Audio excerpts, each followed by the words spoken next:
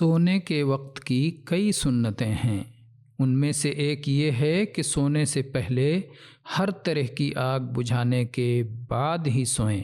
اس کی دلیل جابر رضی اللہ عنہ کی یہ حدیث ہے، قال رسول اللہ صلی اللہ علیہ وعلی آلہ وسلم اطفئوا المصابیح اذا رقدتم۔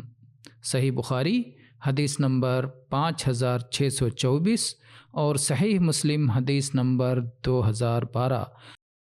رسول اکرم صلی اللہ علیہ وعلی آلہ وسلم نے فرمایا، جب تم سونے لگو تو چراغ گل کر دو۔ اور اس کی دلیل عبداللہ ابن عمر رضی اللہ عنہما کی یہ حدیث بھی ہے، قال النبی صلی اللہ علیہ وعلی آلہ وسلم لا تترکوا النار فی بیوتکم حین تنامون۔ صحیح مسلم حدیث نمبر 2015۔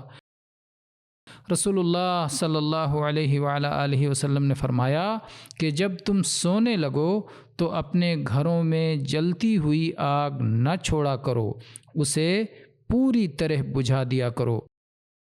اور اس کی دلیل ابو موسیٰ رضی اللہ عنہ کی یہ حدیث بھی ہے، احترق بیت علی اہلہ بالمدینہ من اللیل فلما حدث رسول اللہ صلی اللہ علیہ وعلی آلہ وسلم بشأنہم قال ان هذه النار انما هي عدو لکم فاذا نمتم فاطفئوها عنکم۔ صحیح بخاری حدیث نمبر 6294 اور صحیح مسلم حدیث نمبر 2016۔ مدینہ میں ایک رات ایک گھر اپنے اہل سمیت جل گیا۔